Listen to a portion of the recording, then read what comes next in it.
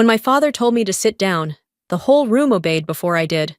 200 uniforms stared while his voice cut through me like steel. "You're not in command here. Lauren, you're nobody." Laughter rippled across the table. I stood frozen, the weight of his words heavier than the medals on his chest. I'd been called stubborn, emotional, too ambitious, but nobody was different. Nobody meant I didn't exist. What he didn't know was that the moment he said it, I stopped being his daughter and became something else entirely. The kind of ghost even generals can't control. Monday morning hung heavy over Peterson Base, the kind of cold that seeps through fabric and bone.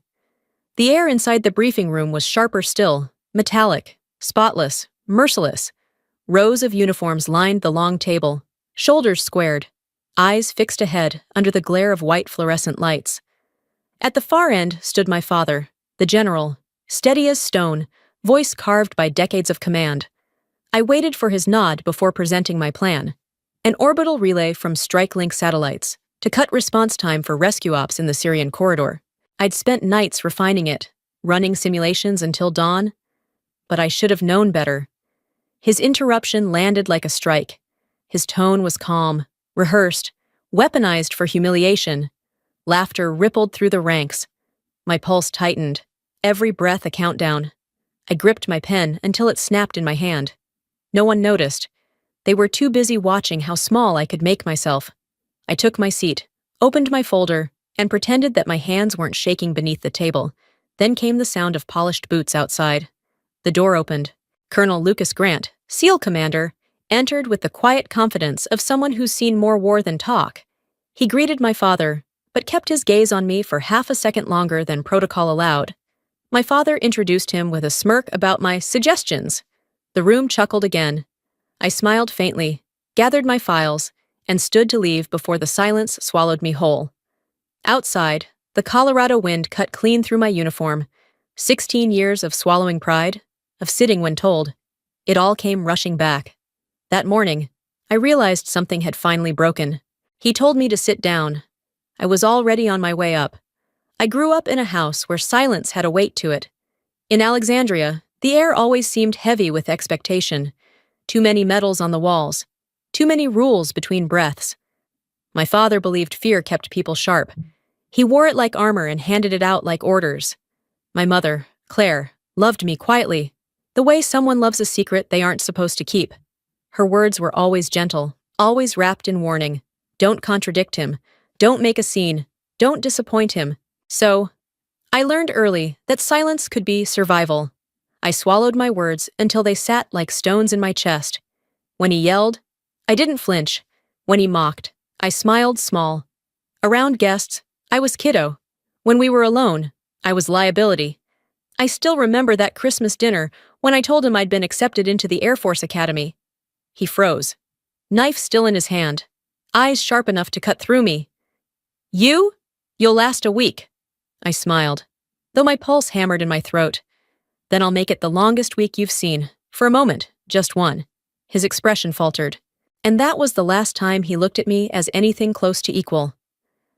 I left Virginia the next spring with one suitcase and a private vow. Never again would I ask for his permission to exist. Years later, I'd understand that my silence was never weakness. It was training. Every unspoken word became discipline. Every swallowed reaction, control. The quiet he forced on me would one day become the weapon that saved an entire SEAL unit in a desert halfway across the world. After that morning at the base, the corridors emptied fast, leaving only the hum of heaters and the smell of burnt coffee. Snow fell thick outside, muting the sound of jets taking off from the runway. I sat at my desk, fingers poised above a blank resignation form, ready to walk away. Then my screen flickered. A coded email appeared out of nowhere. Subject line, Ghost 13, standby. Extraction at 0400. I read it twice before it sank in. Ghost 13 was me. The Pentagon had its hidden divisions, programs so deep they didn't exist on paper. Ghost Division was one of them. We handled the missions that couldn't reach daylight. For 7 years, I'd lived 2 lives. A dull analyst by day, a tactical ghost by night, guiding drone strikes and rescue ops no one would ever know happened. I packed quickly, no trace left behind. Deleted my logs. wiped my hard drive, tucked my real insignia beneath the lining of my jacket. Outside, the night bit hard at my skin. At exactly 0400, a black SUV without plates rolled to a stop by the service gate. The driver lowered the window, his voice low and even. "Welcome back, Ghost." We drove in silence to awaiting transport. As the jet lifted off the tarmac, Colorado's lights dissolved beneath us, swallowed by the dark. I stared down at the Atlantic until it vanished under cloud, thinking of that conference room, his voice cutting through my name like it was disposable. He'd been right about one thing. In his world, I was nobody. But in this one, I was the call they made when everything else had failed. Sand swallowed my boots as I stepped off the transport near the Iraq-Syria border. The air here had a different gravity, dense with metal, gunpowder, and heat. The rotor blades of a Black Hawk churned the air above us, scattering grit across the landing strip. Colonel Lucas Grant approached, his voice even beneath the noise. "Welcome back, Ghost." I nodded once. Out here, I wasn't anyone's daughter. I wasn't a reminder of a general's disappointment. I was Ghost 13, Tactical Command for Drone Reconnaissance and Ground Fire Coordination. By the third night, our team was running on caffeine and adrenaline. The operation, Retrieve Black, was simple on paper. Recover a stolen satellite drive from a rogue militia before it crossed the border. Simple rarely survived contact with the field. My drone feed painted the desert in infrared, a burning landscape of movement and heat. When the uplink stabilized, a fragment of code flashed across the control screen. RM Command DC. The letters hit harder than the heat. RM Raymond McCoy. For a full minute, I forgot to breathe. Either he'd been compromised, or he was complicit. Both possibilities burned the same. Incoming fire snapped me back. The SEALs were pinned between two ridges. I rerouted the drone, launched precision strikes, 3 flashes, 3 plumes of smoke. Static filled my headset. Then Grant's voice came through. "That's why we call you Ghost." "Copy that," I replied, though my hand was clenched tight around the receiver. The transmission logs were already relaying to Washington. He would see the report, trace the origin, recognize the signature embedded in the data. I just saved the lives of men my father commanded to protect, using a program he never believed I belonged to. That night, inside the command container, I replayed the footage, eyes fixed on the code string. RM Command DC. The hum of the generator blurred into wind, carrying the taste of red dust. His words from that briefing echoed in my skull, rhythmic as my pulse. "You're nobody." But soon, the nobody he'd dismissed would be the most dangerous ghost he'd ever made. 3 days later, we flew back stateside. The moment we landed, the headlines were already waiting. General Raymond McCoy under internal investigation for security breach. The news felt like static under my skin. I didn't need to guess his reaction. My phone vibrated before I even reached debrief. "If you're involved in this, you're dead to me." I deleted the message. In his eyes, I'd never truly been alive. At Ghost Division's secure site, the conference room lights hummed above the metal table. Grant sat across from me, the security chief beside him, eyes sharp but tired. "We traced the breach," Grant said quietly. "It's not your father. It's someone inside his office, Colonel Haskins." The name landed like a bitter memory. Haskins had been my father's shadow for a decade, the same man who once barked at me to fetch coffee during a Pentagon briefing. If I exposed the proof, my father's career would collapse with him for negligence. If I kept it buried, his reputation would rot under suspicion. Either choice cut through me the same way he'd once cut through my pride. That night, I sat alone in my quarters. On the desk, an old photo of us in uniform, edges curled, and a small drive containing every encrypted file linking Haskins to the sale. One was memory. One was justice. I touched both, and chose the third thing he never taught me to value. Truth. I transmitted the files with a single tag. Anonymous clearance. No trace. No credit. No glory. The ghost strikes once and vanishes. By morning, every major outlet ran the same headline. Anonymous whistleblower exposes mole inside General McCoy's office. His name was cleared. His command survived. But when I passed him in the Pentagon corridor later that week, the air between us froze, his uniform immaculate, his eyes glacial. "Don't ever interfere with my command again," he said low enough for only me to hear. I met his gaze and answered softly, steady as the desert wind. I never did. Then I walked past him, carrying with me the faint smell of sand and gunpowder, the scent of someone who had just dragged his honor out of the dirt and left it shining behind. I'd faced gunfire, but nothing like the sharp, suffocating air of my father's gala. 40 years of his service, wrapped in chandeliers and champagne. Senators and contractors filled the ballroom, clinking glasses over careers built on other people's silence. Earlier, he'd called, "No uniform, Lauren. It's not that kind of night. Wear something pretty." So I wore navy silk, the color of the uniform he never wanted me to be seen in. At the entrance, my mother took my hand. "He's proud of you," she whispered. "He just doesn't know how to say it." "Mom!" "He doesn't speak that language." Inside, the lights made the metals gleam cold. My father smiled for cameras, shaking hands like a man collecting loyalty. When he spotted me, he raised his glass. "Gentlemen, my daughter, the analyst from Colorado, still learning how the real military works." The laughter that followed was polite, practiced. I smiled back, but the lace beneath my dress carried a secret, a hidden mic feeding directly to my phone. As I moved through the crowd, the buzz of conversation blurred, until I caught a voice I knew too well. Colonel Haskins, my father's aide, murmured to a man in a red tie, "The Saudis have the satellite files. Payment confirmed. Keep the general out of this." My pulse quickened. I passed by, setting my glass down near them, enough to record every word. By the time the orchestra began its closing piece, the evidence was mine. When my father called me over for one last photo, his hand tightened on my shoulder. "Stay close," he said. "You make me look grounded." "That's ironic," I answered softly. I left before the applause faded, sending the recording to Ghost Division. "Evidence secured. Do not trace source." Moments later, a coded reply blinked across my screen. "Ghost, stay put. We'll handle it." Then another. "Potential breach." "They know." The city lights blurred through the windshield as I drove. The radio called him a symbol of honor. I turned it off. For the first time, I realized the war wasn't in the shadows anymore. It was already here, and I was standing in its center. The door blew open at 3 a.m. 3 men stormed in, weapons drawn. "Ghost 13, you're under arrest for transmitting classified files." I didn't resist. I just said quietly, "I didn't send lies. I delivered the truth." Grant was waiting when they dragged me in. "They're using your clearance logs," he said. "It came from your IP."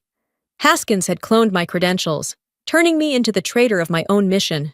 In the interrogation room, my father appeared. His voice was steady, colder than I remembered. "Do you know what you've done to my name? I saved it. Don't twist this. I don't have to. Haskins already did." He slammed the table, shaking the metal. "You think you're a soldier? You're a hacker hiding behind a screen, better than hiding behind medals." He left without looking back. Outside, I heard his voice. "Find Ghost 13. Detain if necessary. Use lethal force?" someone asked. "If you must." He didn't know the ghost he wanted dead was his own daughter. Grant helped me escape through a side tunnel, the night thick with sirens. As we reached the old munitions yard, the radio echoed. "Ghost 13 is armed and dangerous. Approach with caution. You still want to clear his name?" Grant asked. "No," I said, watching snow start to fall. "I just want to end the war." At the safe house, I uploaded the real evidence. The screen read, "Evidence uploading. Target, Pentagon oversight." Sirens wailed closer. I looked at Grant and smiled faintly. Let them come. Ghosts don't die. I stopped running. That morning, I walked back into Peterson Base, the same sterile room where everything had begun. They called it an internal review. It felt more like a tribunal carved from pride and politics. The flag behind the podium hung too still, the air too clean. My father sat at the head of the table, posture sharp, collar drawn so tight it looked like it was choking him. His medals gleamed, but his eyes had turned to steel. I took the seat opposite him, wrists still cuffed. He opened the folder in front of him and tossed it across the table. "We have proof Ghost 13 accessed the Pentagon network through your terminal. You betrayed your uniform." I said nothing. He slammed his fist once. "Say something. You still don't see it, do you?" I met his stare, steady and unflinching. The rear door opened. Colonel Grant stepped inside, voice cutting through the tension. "General, Ghost 13 is one of ours. She saved 12 of my men in Syria. Silence detonated through the room. Every pair of eyes swung to me. I rose, breath even. Status and identifier, Ghost, 13. Clearance level 5, Omega Protocol. Chairs scraped the floor, papers hit the ground. I unclipped the cuffs, placed a small silver badge on the table. G13. Classified access. My father didn't move. For the first time in my life, he was speechless, crushed by the very authority he'd worshipped. I powered up the monitor and played the recording from the gala. Haskins' voice spilled out of the speakers, cold and unmistakable. "The Saudis have the package." When it ended, Grant spoke quietly. "Haskins was arrested this morning, all traced back to him." I turned toward my father. "You signed an order to kill me." His voice cracked. "I didn't know. You never do." He sat down hard, the sound of his chair echoing like a verdict. When I left the room, every officer in it stood, not because of rank, not because of fear, but because, for once, they recognized what integrity looked like. Sunlight poured through the glass corridor as I walked out. The reflection caught the silver on my shoulders, bright and sharp. I thought of the first order he ever gave me. "Sit down, not today." A week later, I was back in Langley, inside Ghost Division's quiet halls. The investigation was closed. Haskins was convicted. My father escaped charges, but was forced into retirement for command negligence. That afternoon, a plain envelope arrived through military dispatch. No sender, only one line, for Ghost 13. Inside was a short letter, handwriting uneven, ink faded at the edges. "Lauren, I don't deserve forgiveness, but I finally understand respect. You fought the war I was too proud to see. I hope you win it. Dad." I read it 3 times, then folded it carefully into my flight jacket. No tears, no anger, just the stillness that comes when survival feels like enough. 2 months later, we met at a small cafe near the Colorado base. No uniform, no rank. Just 2 tired soldiers who had finally run out of things to fight over. He said quietly, "You wear those wings better than I ever did." I answered, "That's because I learned to fly without permission." The coffee cooled between us. No embrace, only peace, quiet, imperfect, real. That night, I drove along the runway. Wind roared past the windshield. The war was over, and silence was all that remained. 10 years later, Colorado felt softer somehow, still wild, but less hostile. The air at the Air Combat Training Academy shimmered with the heat rising off the runway. And the mountains in the distance looked closer than they used to, like time itself had shifted just enough to let the light in. I stood near the flight line, clipboard tucked under one arm, watching the cadets finish their drills. The rumble of engines and the sharp scent of jet fuel always steadied me. Maybe because it reminded me of everything I'd fought for, and everything I'd survived. One cadet, Emily Torres, lingered after the others left. She was young, stubborn, with the kind of defiance that still trembled at the edges. Her eyes were red when she spoke, voice small beneath the roar of distant aircraft. "My dad says flying's not for girls." The words hit harder than I expected. I saw my younger self in her stance, the same quiet hurt, the same flicker of fire that refused to die out. I rested a hand on her shoulder, firm and calm. "Your father may give you your name, Emily, but you're the one who decides how high it can fly." She blinked back tears, nodded, and jogged across the tarmac. Her jet came alive, a flash of sunlight bouncing off its wings as it lifted into the open sky. I watched it climb until it became nothing but a silver thread against the blue. The wind rose, brushing across my face, carrying a voice I hadn't heard in years. "Sit down, McCoy." I smiled softly.